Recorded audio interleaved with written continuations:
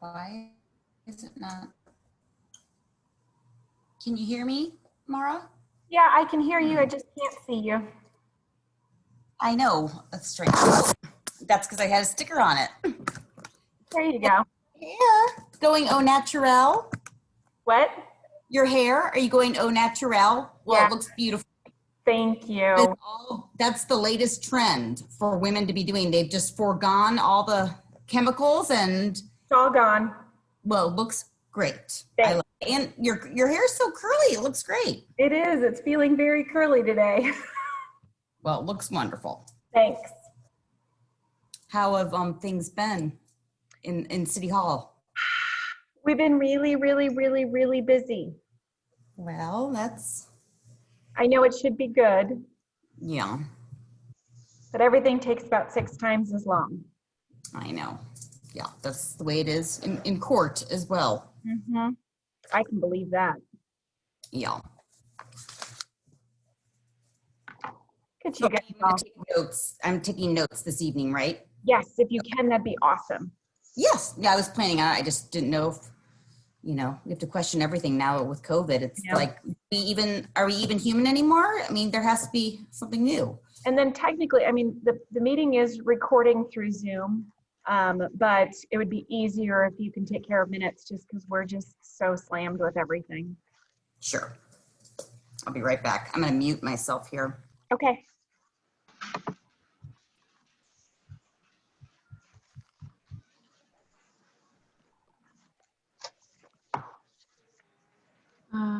Oh.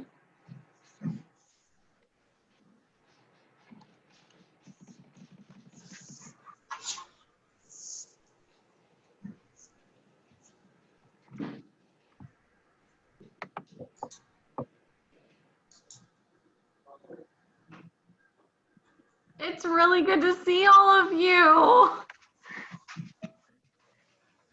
I didn't know we were doing video, so I joined without video first, but it's really good to see all of you guys. And people don't have to do video if they don't want to, but yeah, it's a little easier with video.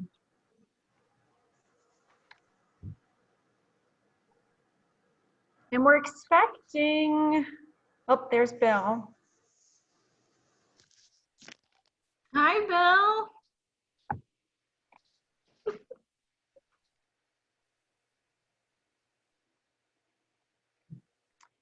So technically, you guys have 6 members here, which means that you can start.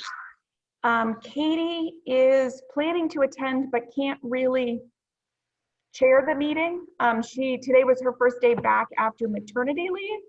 So we all missed her being pregnant and birth. An entire human happened. Hey, sorry, Brendan, as a neighbor of Brendan, he's got a baby girl due any day now. Yay. Yep. Yay. So I'm going to see, Bill, if you can unmute yourself, could I ask you to chair the meeting tonight? This unmuted? Yes. Perfect. Good. And I think this is everybody because Faye cannot make it and Katie was going to try to check in, but she said this is typical time now for her 2 little ones to both need stuff. So I guess the first thing we do is we're ready to go as a roll call, correct? Correct. Anne, do you want to do roll call? Yes. Sure. So Katie is absent for now. Bill present. Here. And Kelly. Faye absent. Mike is here, right? I thought I saw Mike. And Halvac. Here. I always mispronounce that. It's fine. You're good. Doug. Doug is not here. Nope, and he will not be attending. Brendan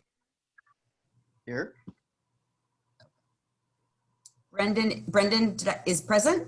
Yes, I'm here. Yes. Stephen Stovall. I am here. And our new council liaison, Karen Alexander. Hello. Oh, Hello. Mara, present. And that concludes roll call. and I don't have the savvy to get the agenda up at the same time. I didn't print it out, so That's okay, Bill. I can help direct you through this. We don't have anything formal on the agenda. I just need to officially have someone be the chairperson. But your first item was approval of minutes, and you had none because we really haven't done anything all year. We've been approving things sort of administratively with demolitions. The next is visitor comments, and there are no people attempting to be visitors or attendees to the meeting. The next item was new business. I thought it might be kind of nice if this had come at a totally different time. Months and months ago, I would have shared with you that there's a certified local government grant program, and they'd sent out some samples of different things that you could get funding for. So I figured since we missed that window, the deadline was last month, but since we missed that window, it might be worth all of you keeping your brains in check to think about some of the other projects that we've been thinking about and whether funding might work for that. So there should have been a link to a sheet of paper where I provided you with information about the grant program and then a few examples of some things that they've funded in the past. And I thought that would just be something for you all to look at when you have some time. Again, the deadline typically for sending an idea of what you want to do is usually due at the end of August, and then they eventually give you funding by November. So this wouldn't be a really quick thing, but it might be something, one of the things that they help fund is National Register nominations.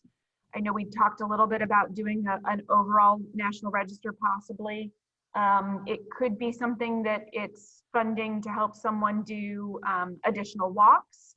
They also have some things for training, creating design guidelines. So they've got a lot of options of how you can use that funding. And I thought it'd be important to pass that on. Was this, Mara, was this when you were asking us for ideas of like century properties that are not necessarily at risk, but something that could be nominated for that? Yeah, This, so I'm just trying to like recap. Yeah, so it isn't part of the funding, but from the same organization. So we are what's called a certified local government. It ties to our commitment to historic preservation. And I have to send to them, to stay in good standing, I have to send to them the minutes of all our meetings, the changes or like code amendments that we make, projects that we take on, and there's supposed to be some training that you all are supposed to get yearly to kind of qualify you for all of this. So we've been trying to make sure that we stay in good standing with the certified local government. And one of the things they do is they send me emails out all the time about either free training sessions or training that you can pay for. One of the things they did was sent us do you all have any at-risk properties in your community? And then this latest one that they sent was related to funding.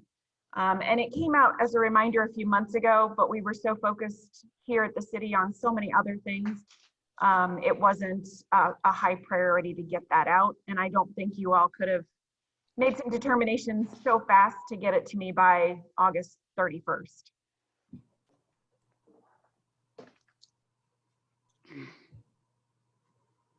Well, I think I don't know, I guess I'm just trying to figure out if this is what you had originally sent out, because we've missed a couple meetings and everything. But I think one of the properties in Webster that I sent you was the Ozark Theater, and I don't know, I sent that one in too. Yeah, I was gonna say 2 people sent that to me. Yeah, I sent that also. Yeah, and the crazy part about that one is that there is a private property owner. It's not at risk of being demolished anytime soon. And there is approvals for them to continue to use that property. So even though it may look like it's kind of abandoned, there is a property owner. They are maintaining the basics of the property. The exterior of the property is both secure and is in good condition. So I think the at danger are more supposed to be ones that we think might be demolished. So I didn't keep moving forward with that one, but I think we still need to keep it on our radar. Should at some point in time there be issues with it. One of the property owners is active and on one of our commissions, the wife. And so I do keep in the loop on what her plans or what their plans with the building could possibly be, because I have her as a regular contact and would see her monthly if we had monthly meetings right now. I think I mostly put that one out there is because I think there's a lot of chatter about the location, and there's, you know,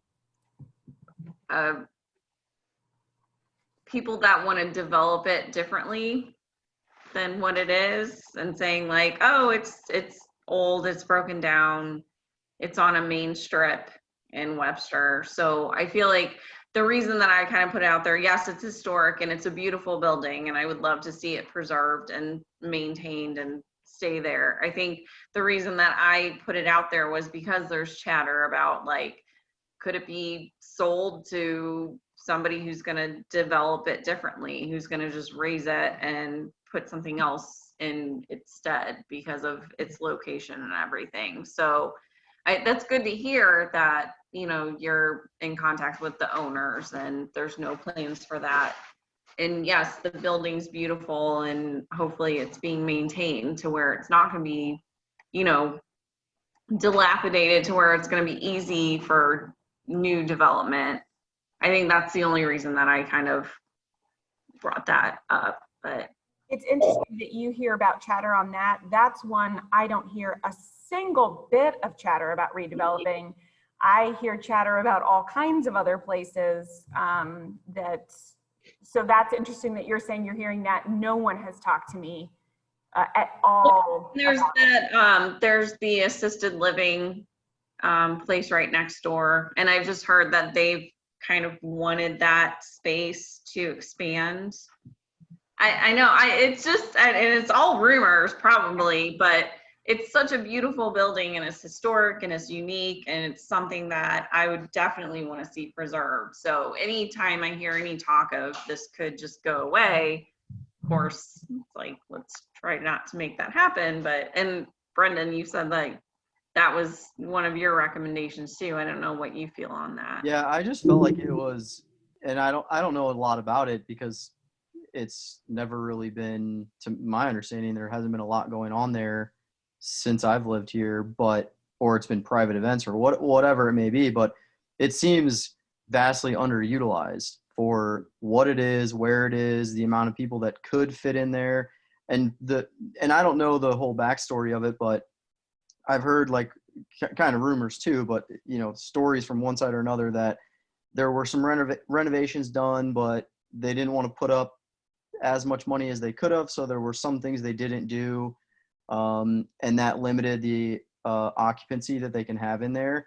And that's part of the underutilization. And so if there was some extra funding that was available to them, they could have, like, I think one of them was sprinklers or like a sprinkler system or something like that. And not having that in there, you dropped your occupancy significantly and for safety reasons. And so if there was some extra funding, even though it is private, if there was some funding provided to boost this, you know, kind of corner staple of that part of Webster, that would be really awesome. I mean, that would bring a lot to that corner. That's kind of a unique spot.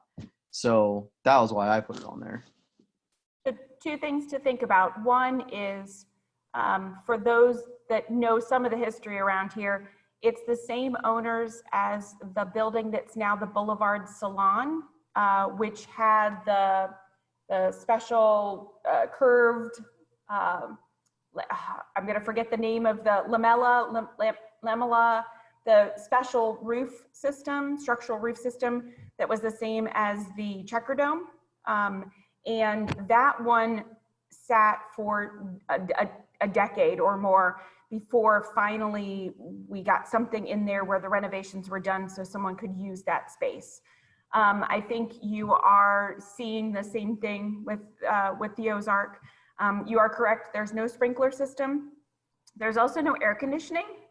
So that also limits the amount of time it can be used. And if I understand correctly, there might not be a certain amount of heat to a certain level.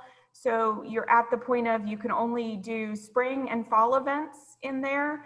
And it is limited based on the fact that there is no sprinkler system. So there's, the paths that need to be made.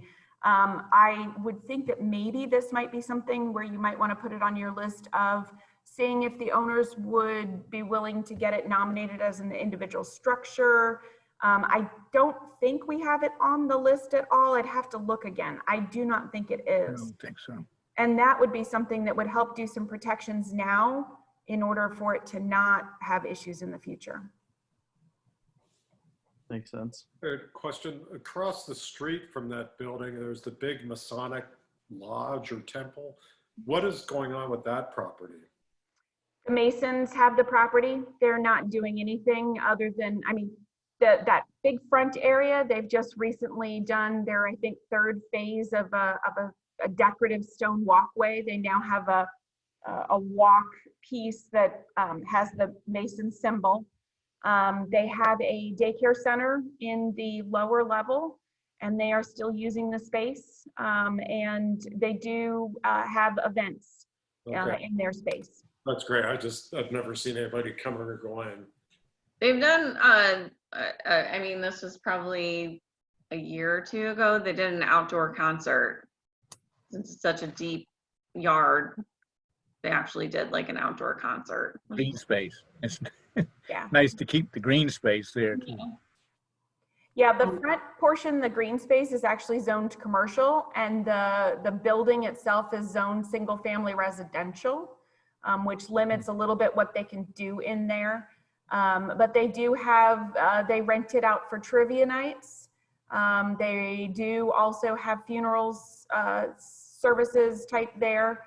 And I know that they've had a few events for like the school district, couple things like that in there, and used both the outdoor front space and the space itself. And then the outdoor concert was tied to something with the city.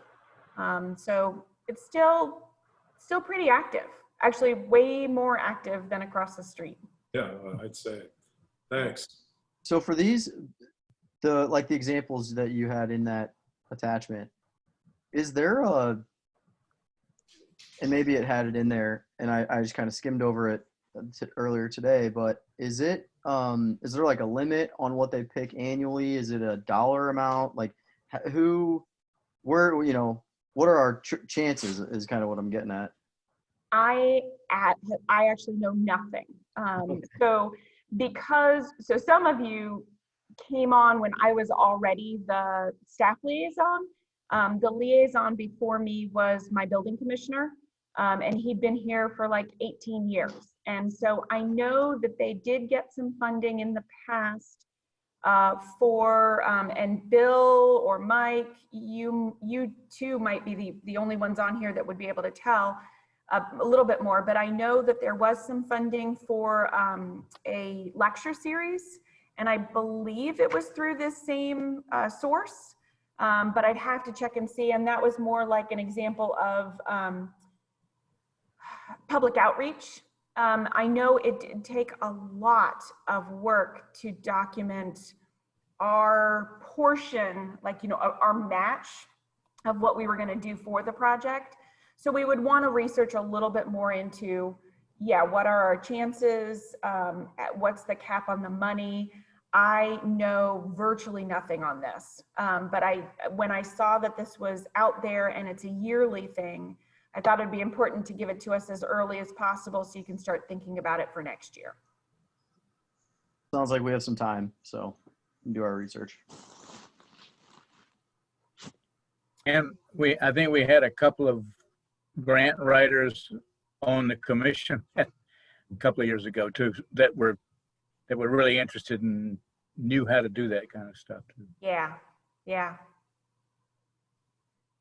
If you don't have anything else on this one, we could go to old business. I simply left on old business the 3 projects that we had been talking about. So to get everybody back up to speed on where we were, the 3 projects were the Webster Walks and doing data gathering. And that was one where we were going to try to do the digital version of the Webster Walk. We were going to try to bring it over so that it would be on that app.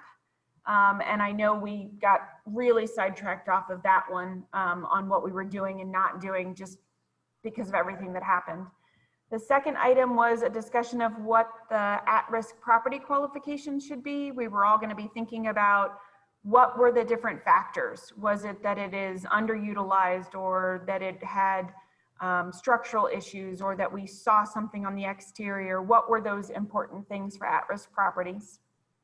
And the last one was the over 100-year-old properties list, and trying to get an update on that, which I will tell you, it's surprising how many more are now on that list, because if you think about it, we're in 2020. So now we're getting to the houses from the 1920s that are over, you know, getting to be 100 years old. So those 3 were all on old business. And I kind of wanted just to use this meeting as a refresher of those are the things we wanted to talk about, and maybe figure out what you want to focus on. It's really hard when we're limited in this Zoom type format.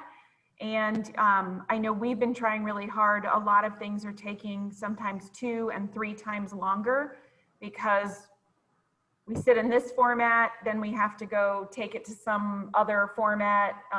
Then we have to email it back to you. Then everybody has to look at it.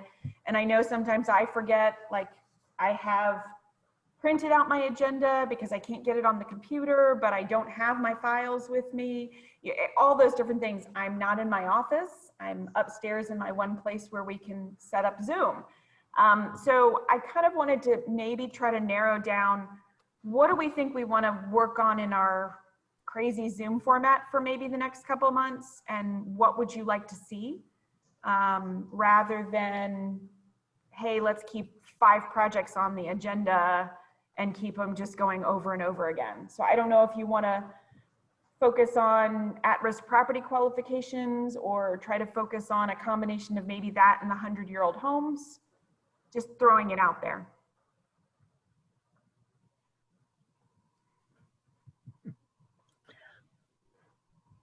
So because I know it's been a while since we talked about the over 100-year-old homes, was that something that we were going to get a list and we were all going to like check on them? Was that piece, or? That was the piece where I actually had it as an app, so you could get it on your phone.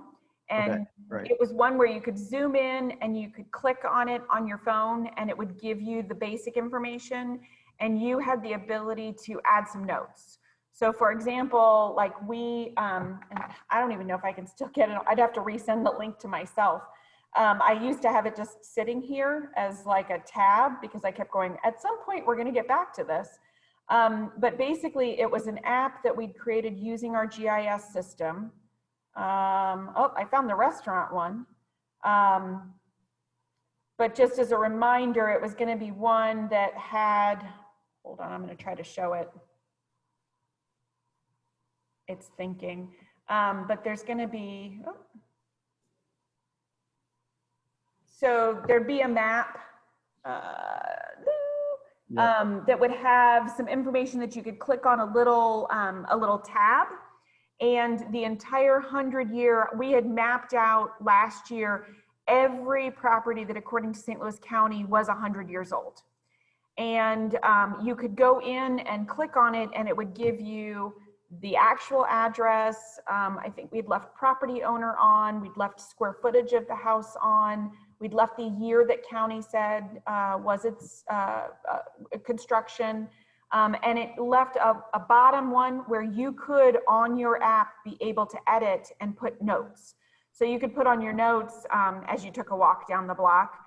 that, this particular house looks like, it's not being maintained. Maybe it needs paint. Maybe the gutters are falling off. Maybe it looks like it's vacant. And then we could export that data out and use that as maybe a plan of action on houses that we'd want to try to get information. Maybe it's something that we can get additional resources to them by explaining, things that will help them to do some of the basic maintenance. If it's someone that's elderly, getting them maybe a connection to one of the church groups that will help with things like painting and general maintenance that doesn't require permits.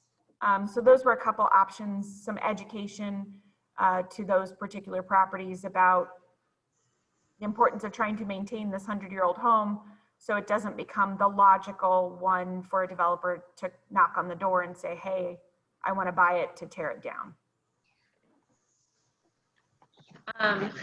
I think I've done a very less sophisticated way of that, just walking through our neighborhood, and I wrote down a couple addresses of houses that are not, terrible, but especially living in Northwest Webster, I feel like we're getting a lot of development companies coming in and taking smaller houses down to build bigger houses. And so I think I've just tried to identify a couple of Century properties, or those that are soon to be Century properties that, might be targeted by development companies. So I think that's one thing I've done. And, I guess my thing is, okay, where do we go from there then? If you identify them, what then? So a couple options you can think about. Once you identify them, you can, again, using that address, create a letter about the importance or resources or things about how to save elements of the house, or what, I guess a little bit more about how maintenance is important. There's education that you can send. That's probably the easiest, simplest one. The other one is to see if any of them are worth trying to nominate, or ask the property owner if they'd like to nominate them, maybe for some individual designation, if it's something that's very unique. So those are probably the two of the options that we could go forward with. Well, and I think too, there is a Facebook group out there for Webster Grove Century home owners. And a lot of people in that group have either just bought a Century home or have been living in it for a while, but don't have their plaque, which I know the plaque is separate. It's through the Historical Society. But a lot of people are very interested in research and finding out things about their house. And just being a member of that group, you kind of see the passion that's there and the want to know about, the stories of their house and preservation and everything. So I don't know if there's a way that we could somehow partner with the Historical Society, or at least kind of have a good relationship with them to encourage people. If you live in a house that's 100 years old or about to turn 100 years old, this is how you can go about getting your plaque. I think there's a lot of people who think if they get their Century plaque, it means they can't do improvements to their house. So I don't know if it's, there's something we can do there. Yeah, I'd think of three things to do with that. One is whether people who already have a Century home might want to mentor a particular property by trying to get in contact with the owner and trying to explain to them, again, there could be a one-on-one kind of program where we could connect up people who are already in that Century home group with people that might be interested, or that the property needs some help. We can definitely do things with the Historical Society. I know they're looking for, they just posted a job posting, a part-time office manager or manager of the Hawken House and the Historical Society portion, I believe. So we can connect up with them. I know in the past we've talked about inviting them to meetings to talk about how to kind of tie that together, especially since we get people coming all the time to the city who don't know, they think that we have all the documents that they're looking for to get their plaque. And I have to turn them away all the time and say, I don't have what you're looking for. So maybe being able to give something that explains the fact that it's not going to prohibit you from making improvements to your property or making changes because it's not a National Register designation. And then maybe something else educational piece wise of how do you research and be able to document your historic home. So there's a lot of options you guys could pick from in terms of projects to take on. I think I brought it up at one of the meetings that when I was researching my house, newspapers.com was like a huge resource to me, because I feel like, and back in that time, that was like their Facebook, you know, they would post things and you would list your address. So I found a ton of information about my house. And I don't know if that's something that we could have a subscription to that could help people who have older properties, century properties, research information about. I know that was something talking about budget wise and everything, but I just feel like there's a lot of people that want to look into information about their houses, and you suggest to them, hey, try this resource out. But if it's like a subscription based thing, a lot of people are like, nah, I'm not going to do that, you know. But if it's something that we can offer to help them with, that might be beneficial. Yeah, and I know we talked about that and we needed to figure out the cost of it. And I know we did have a little bit of money in our budget. I don't think we had anything, lots of our budgets got severely cut.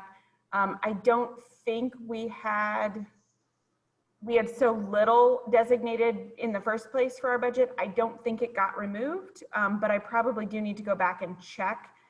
It's one of the ones that's not, I used to have 5 budgets that I managed, and this one I was always put under someone else's. So I think they verified with me, what did we spend last year? But I don't think I specifically said, hey, put this amount aside. But it is something that I probably need some additional information on how much the cost would be. Okay, I would be happy to look into that and send you that. That'd be great.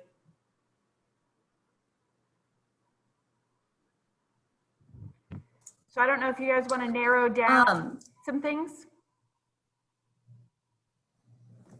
I was just going to ask, with regard to the at-risk list and the 100-year-old properties, both of those seem to me sort of first steps. I mean, like Ann was mentioning, I mean, what's the next step? Once we identify all the 100-year-old homes, what's the next step?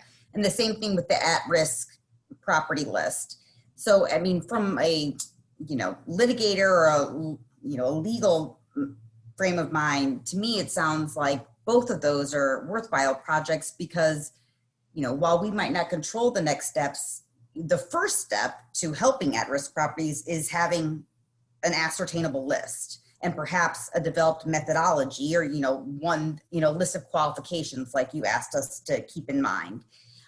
So although, I think at first blush, you think, well, we're not going to do anything with that. What does a list do? But I think that a list is really imperative to, as the launch pad for the next steps. And particularly, with the at-risk properties, and some of these sort of are going to bleed into each other because some of the 100-year-old properties are also at-risk properties.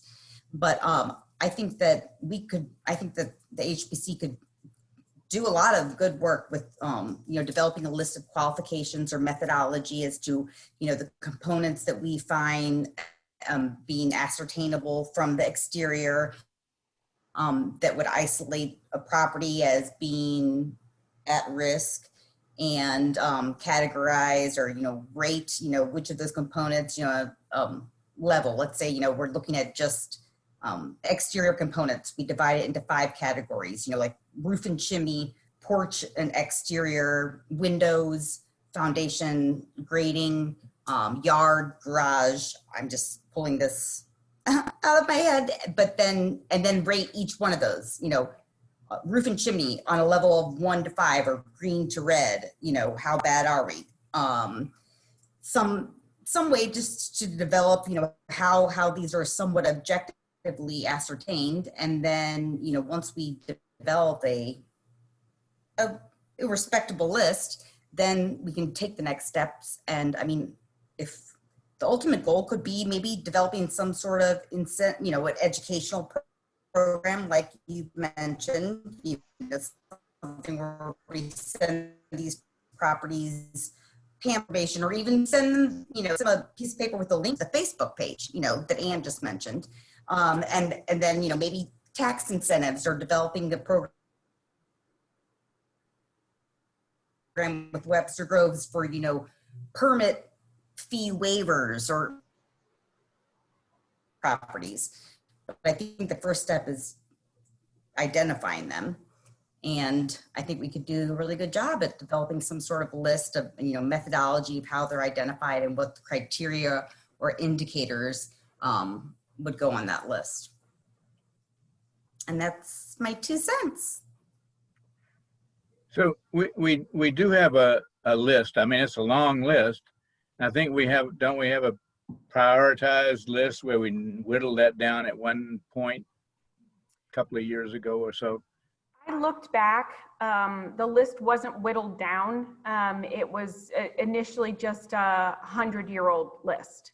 Okay. And it was actually more than a couple years ago. It went back probably 6 or 7 years. Oh. Yeah, it was pretty enormous. So the latest one that I did that was on the app, which I can resend that back out, was 2019 numbers from St. Louis County data that I thought got us a little bit closer to our latest and greatest. But we still hadn't, the last time we met, we had a whole conversation that we were going to try to figure out what the ones that Ann talked about, what are those qualifications? What are you really looking at? And I don't think we've narrowed that down. So it might be that the first thing that we need to do is I send out the 100-year map again with the app so people can kind of check it out. And maybe the second thing is that at the next meeting, you all have, what are your 5, things? What are the qualifications that you would say would qualify something to be an at-risk property?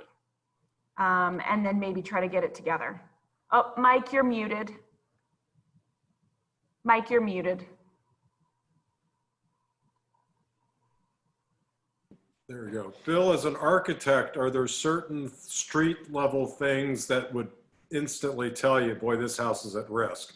Gutters, eaves, roof is obvious, but you can't always tell it's a 20 to 40-year-old roof looking at it. Are there things that you could drive by that you would say, boy, that house is a problem? Professionally, I don't know, but I would say most of the time, if you look at the sidewalk or the walk going up to the house and the steps, you can tell right there almost, just from a personal perspective. Okay. And then start from there. Houses that look bad, if you look at their eaves, sometimes they're completely rotted out. And then they've got black mold, they've got water problems, and that's a giant issue. And you can see that from the street sometimes. Yeah. For a lot of us, when we're looking at properties as a city code enforcement, we're looking at tuck pointing, which you can usually tell, it looks very obvious that the tuck pointing hasn't been taken care of. We're looking at paint, peeling paint. We're looking at the eaves. Many times we're looking at just even if the grass and the overgrowth of the plants actually can contribute to problems at the foundation level. So those are just a couple of the ones that we look at as our list, which again, a lot of it is just trying to give someone information on maintenance, and those basic maintenance things might help protect something. So for example, you all approved a demolition last year, I want to say it was, on Spring. I think it was like 300 block of Spring. And you all approved that, and that was one of the ones where it's one of the worst ones we've seen. The pipes had been cut off. There was no water for a while. I think a pipe had burst. There was mold inside. There was all kinds of issues. You could see it from the porch was sagging. There were some other things listing. There were some paint issues. And if we went back and looked at that packet, there were a series of things that if a few of those had been taken care of, it probably wouldn't have gotten as bad as it did. But I will tell you that even though you approved it for demolition, it never got demolished. It actually ended up being completely renovated. And I need to get pictures for you so that you can actually see what happened. It's amazing. And then it just recently sold. So it's a few of those basics that I think you need to get a checklist together of what do you think the visible things are, but what do you think the not visible things are? Taxes maybe a year in arrears, because once it gets to 3 years, it's going to tax sale. But maybe 1 year in arrears or running late, knowing the neighbors, knowing that it's someone who might be aging in place and not able to maintain it themselves. There's a few other things that could be pretty important that are actually not related to the structure itself. Right, and I think that's how I feel, like, especially around where I live, seeing some properties that have been sold off and redeveloped that I think could have probably been revitalized and, didn't have to be demolished. So I think that's another thing is like, yes, you can look at tuck pointing and foundation and stuff like that. And obviously if it's a situation where it's beyond repair, then yes. But I think there's also, we are in such a prime location. A lot of families want to move in here. They don't want an old house. They want new amenities, and so I feel like there's some properties that could remain but aren't, because developers are getting them and just raising them and building something new in its stead. And I feel like that's where I want to try to find, like, okay, if this is kind of looking rough but could be saved, then what can we do to do that before somebody comes in and tries to buy it and tear it down and just rebuild new?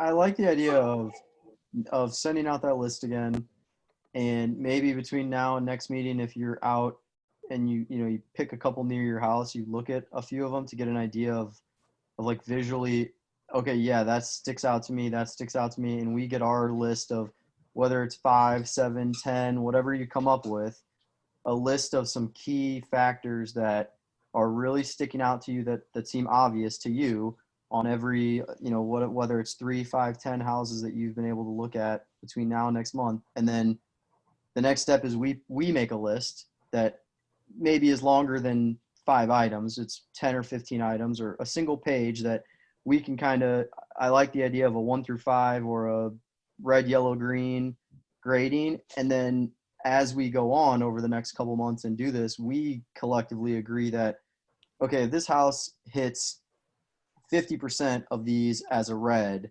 then it falls into this category. If it's 75%, it falls into whatever we think. I don't think we're going to think of a perfect plan today, but I think over the next 2 months or 3 months of us doing this, we'll get a pretty good idea of what works. I think we just need to start putting something on paper and then, tweak it along the way. But I think that's a good starting point for us. Well, and Mara, can I tell you, I think it was right after we started talking about, identifying at-risk properties, and there's some people that, in this Century Homeowners page, obviously they're passionate about the old houses, that notice things about maybe a house down the street. And I think I maybe emailed you saying like, how can people outside of the HBC go about identifying at-risk properties? And I think you mentioned doing the fix-it form on, so, but I think the only thing what I have with that, and I understand that, but I think people think that they're like, Adding on their yeah, that they're, you know, going against their neighbors and saying this house isn't right, you know. So I guess that's my only thing, is if we want to find people in Webster Groves that want to help identify at-risk properties, but how do you do that without them feeling like it's, you know, doing something wrong against their neighbors? Pointing fingers at their own neighbors. Yeah. Yeah, like it's yeah. It's a very fine line, because if you don't get to it early enough, and you know, a lot of times we'll get to a property and it is in such bad condition, and the neighbors are like, why has the city not done anything about this? And we'll say, you know, there's a certain amount we can see as we're driving through, but I have 2 code enforcement officers doing the whole city. So there's a certain amount we can see as we're driving or as we're doing stuff, but without the neighbors that see it on a, you know, 24-hour basis, we're never going to know the ones that are potentially starting to fall down. And what we hear all the time is, well, I thought another neighbor reported it. And so the hard part is they've got to get over that issue of I'm reporting my neighbor, unless they want to walk over, knock on their door, introduce themselves, and try to be helpful. So one of the things that came up, and this was probably, I'm trying to think, 5 years ago, 6 years ago, when it became really problematic, we had a really big house come down on the corner of Bompart, and I want to say it's Greeley. And when that one came down and it had gone through a private sale, developer had gone straight to the family and had bought it, you know, the neighbors were all upset that we as a city couldn't do something to stop it from being demolished. And I kept saying, you know, to people as they're saying, well, we saw it, you know, he couldn't maintain he couldn't mow the lawn, and he was having a hard time taking care of things. Well, that's where those neighbors have to step up and talk to them earlier in the process. Like, if this has been an issue that many times, why aren't they talking with him? Because at that point, we probably could have had earlier conversations about how to save it before it got to that point. Now, in that case, that one didn't matter what was going to happen. I mean, we'd figured out that that could be saved and they could still build the house behind it. And instead they tore it down and just built 2 new. But it's one of those, again, it's education. It's such an education to explain to people that, yes, it may seem like you're, quote, ratting out your neighbors, but at the same time, it might be that wake-up call that that neighbor hasn't really realized. They've gotten focused, they're older, they need help, and maybe they will reach out and ask for help. But ideally, it's the neighbors talking to their own neighbors.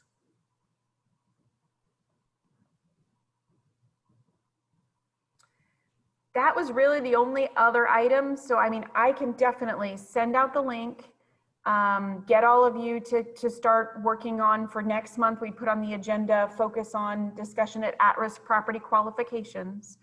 I will also tell you that and this is something that, this is Karen's first meeting with you all, but she has the opportunity towards the end to be able to share, like, if something the city council's doing. She's your liaison to be able to tell the council, like, what you've been talking about, what you're working on. But one of the things that we are working on now at the city council level, at our, not this council meeting, but coming up at a soon future council meeting, we will be discussing the single family residential zoning regulations. Because what we're seeing is people are tearing down the 1,200 square foot, 1,400 square foot house because they know that no matter how small that lot is, they can build a 2,600 square foot house. So we're gonna have that conversation as one of our 2 things. And it's not gonna get to council till after it goes to Plan Commission. It'll be at Plan Commission for the October Plan Commission meeting. And I'll make sure you guys get a notification so you can watch it on Zoom. The second thing that we're looking at, which I think is going to also help with all of this, is that we're losing the more affordable housing stock, the 1,200 square foot houses, the 900, the 1,800, you know, the smaller, I say smaller, that's not a small house. But we're losing those houses. And so one of the things we're also looking at is in the A4 single family residential, it currently allows you to do a 2-family structure, but only if a certain percentage on that block are already a 2-family. So essentially there's like 3 blocks in all of Webster Groves that can have 2-family structures. So we're looking at a change that would allow people to do, say, a 2-family structure, whether it's like a townhouse or a unit over top of a unit, but something where the overall square footage of the 2 units together would equal the same size that's allowed for the single family house. So instead of getting a 2,600 square foot house, you might get 2 1,300 square foot townhouses. They'd still have to have their parking. They'd still have to meet the minimum requirements, but it would add an ability that if we are going to lose that smaller house, which might not be historic in some way or might not have any particular elements that require it to be saved, at least we would then get in its place something that was more fitting with the character of the neighborhood potentially. So we're looking at that as another thing. So both of those will be discussed at the Plan Commission meeting, which, sorry, it's the first Monday of the month. Hold on, I'm going to get my calendar up. It is on Monday, October 5th. And our Plan Commission meeting starts at 7. So, you know, instead of watching your TV, you could throw your Zoom on and watch us discuss. So those items are on for Plan Commission. We're also discussing the parking code tomorrow night at City Council. We are working on a few other things at Plan Commission, but I think the residential code amendments are going to be something that's going to tie very closely into what you guys are all dealing with. As you probably have seen all over these months, you know, you've been getting one after the other where I say to you, hey, here's another tear down, here's another tear down, here's another tear down. We had warned you that they were going to start picking up, and we, I think, have approved 13 new houses in 2020, or they've gone to Architecture Review Board. 13 new houses have gone to Architecture Review Board, which means 13 demolitions. And you're probably going to have at the next meeting, 1 more house demolition that I know of, maybe 2. So they just keep coming. That, and sorry to interrupt. I thought it was possibly for this meeting, there was one that was going to possibly have a public hearing. Oh, there was one. It was a garage. Yeah, there was one, and I'm trying to remember which one it was. I feel like it was a garage in a historic district, not an actual house. But it was something in a historic district that was going to need to go to you. But Is that different than, didn't we already have a meeting on a garage where somebody presented, the architect presented her case? We did, yeah. It's a different garage, I guess. I think it's a different one. Okay. Yeah. Because if anything in a historic district would require an actual hearing, and we have not had a hearing since all of this started, because we would have had to put ads in the paper, signs on the property. We would formally have to have you all available. The applicant would have to be on. So we'd have to do all of that, which we have not done since this all started. And in regards to like the multi-unit housing going into where a smaller house was torn down instead of a huge house going up, a duplex or something like that, that you're talking about this for all of Webster Groves, right? Not just like certain areas? For all A4 zoning. So when we present it to Plan Commission, we're going to show the map. There's A4 zoning all over Webster, but you will see like most of Tuxedo Park is A4. A lot of South Webster is A4. It's our most intense zoning district that allows lot sizes of 7,500 square foot as a minimum. So it would be put in place, you'd still have to have the minimum. It wouldn't be that you could have a substandard lot and get the 2-family on it. It would be that you have to at least have that minimum lot size, that minimum lot width. You have to meet all those basics in order to get it in the first place. So it would eliminate, it wouldn't be, but it would be from one end of Webster to the other, anything that's in the A4. We do have 4 different zoning categories, the A1, A2, A3, and A4. A4 currently is the only one that also allows 2-family structures.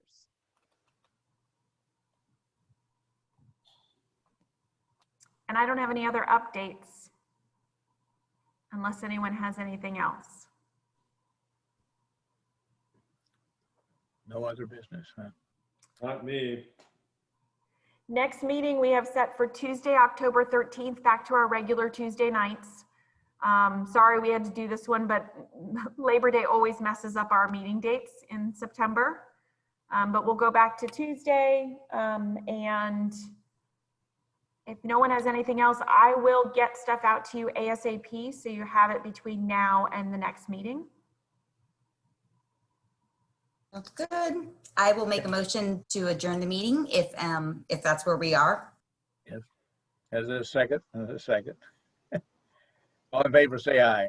All approved. Approved. Aye. Aye. Nice to see We're everybody. adjourned. Really great to see all of you, and everybody stay healthy and sane. Thanks all. All right. Bye-bye. Bye. Aye.